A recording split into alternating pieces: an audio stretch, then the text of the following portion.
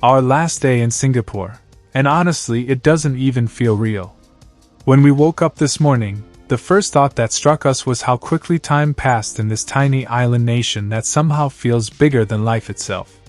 Singapore has a way of pulling you in, slowly at first, then suddenly, you find yourself attached to its rhythm, its beauty, and its unmatched balance of modernity and nature.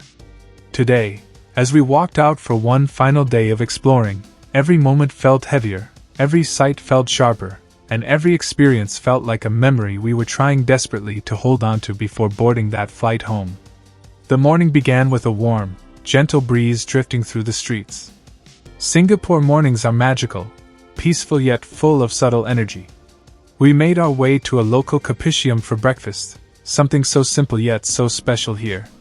The aroma of kaya toast and kopi instantly comforted us.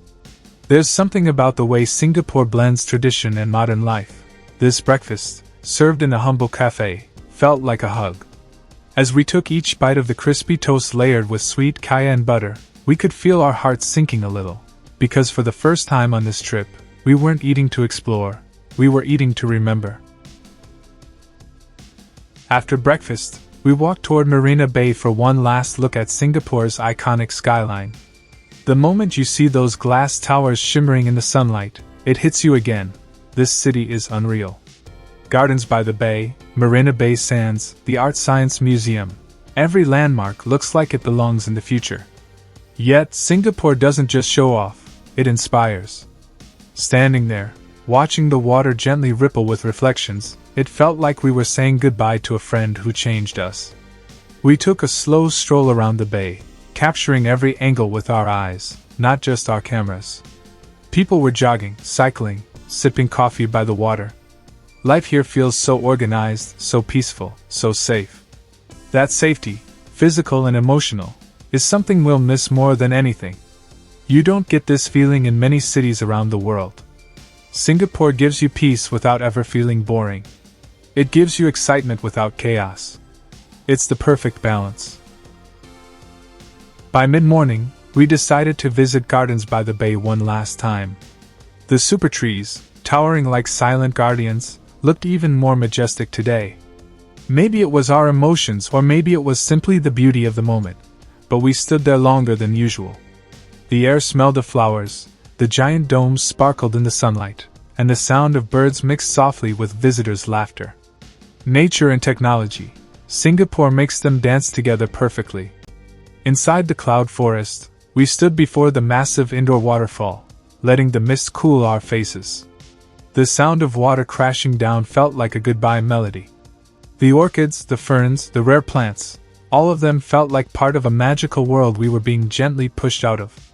We walked slowly through the pathways, touching leaves, inhaling the freshness, trying to store these sensations somewhere deep inside us. This wasn't just sightseeing anymore. It was emotional.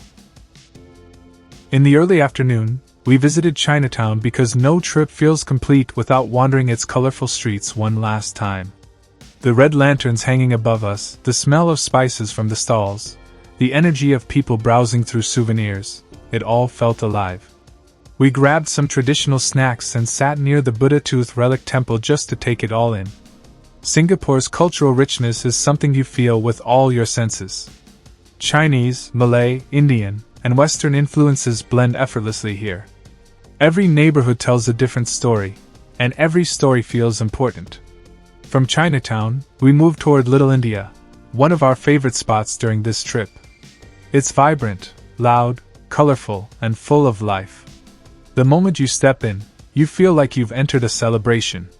Music playing, families shopping for spices, flowers everywhere, and the aroma of biryani and curries floating in the air. We walked inside the Sri Veeramakaliamman temple and felt an instant sense of peace. Cultures coexist here in a way the world wishes it could.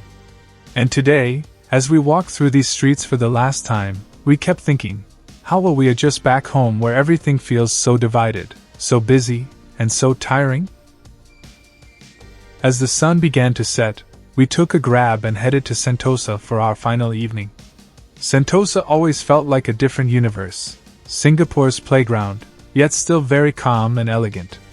The beaches were glowing in soft, golden light, families were relaxing, and the sound of waves touched our hearts in a way we didn't expect. We walked along the coastline, shoes in our hands, sand between our toes. This was the moment everything hit us. We didn't want to leave. Not tomorrow, not next week, maybe not ever.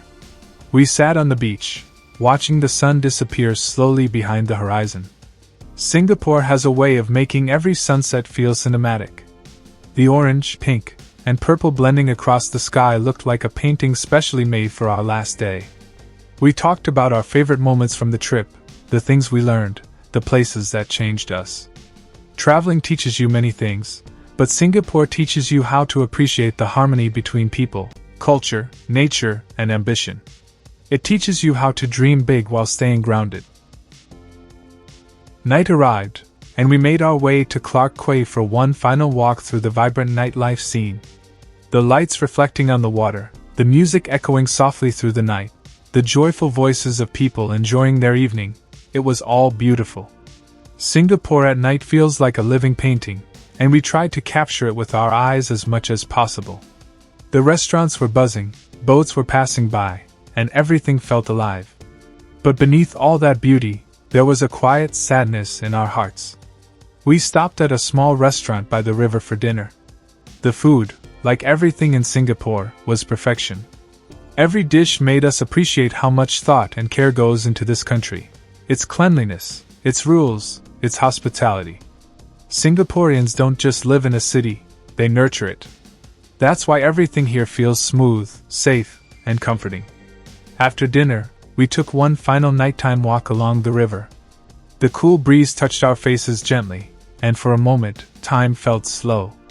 Every step we took felt heavier because we knew the next time we walked these streets, everything would be different. Not because Singapore would change, but because we would. Our trip began with excitement, but it ends with attachment. Singapore is not just a destination, it's an experience that stays with you. From the futuristic architecture to the multicultural neighborhoods, from the mouth-watering food to the kindness of the people, from the perfect transportation system to the greenery that wraps the city in peace, everything here makes you want to stay a little longer. As we returned to our hotel and packed our bags, we felt a lump in our throats. This room that was once just a place to sleep now felt like home. The view outside the window, the quietness of the night, the feeling of being in one of the safest cities on earth, it made us wish the clock would slow down. Our last day in Singapore wasn't just a goodbye. It was a promise that we would return. Because once you fall in love with Singapore, you never stop loving it. And as we prepare to leave tomorrow, one thing is clear. We came here as tourists. But we are leaving as people changed forever.